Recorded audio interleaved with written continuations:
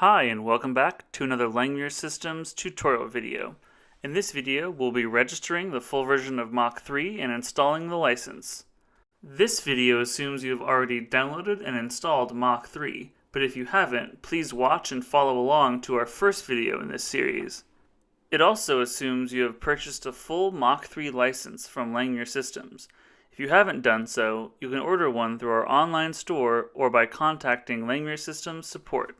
If you haven't purchased or aren't planning on purchasing the full version of Mach 3, you can use the demo version. The demo version limits the file sizes you can use with Mach 3, but if you run into issues with this, you can always purchase the full version from Langmuir Systems at a later date.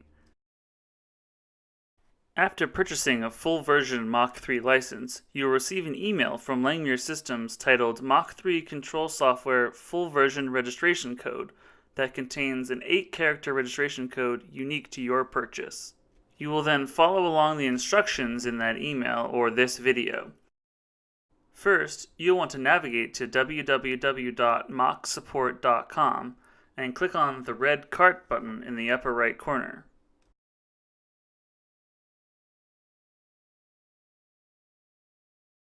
Once on the cart page, enter your registration code from the email in the box and press Apply Coupon or Registration Code. Next, the Mach support site will ask for registration information for your Mach 3 license.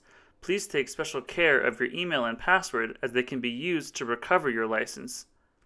After registering your information, you will then receive another email direct from Mach support with your Mach 3 license.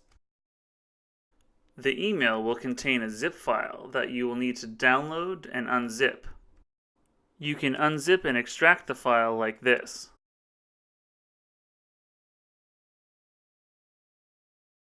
Once unzipped, you will find a license.dat file contained within the Mach 3 folder and a folder with your name on it.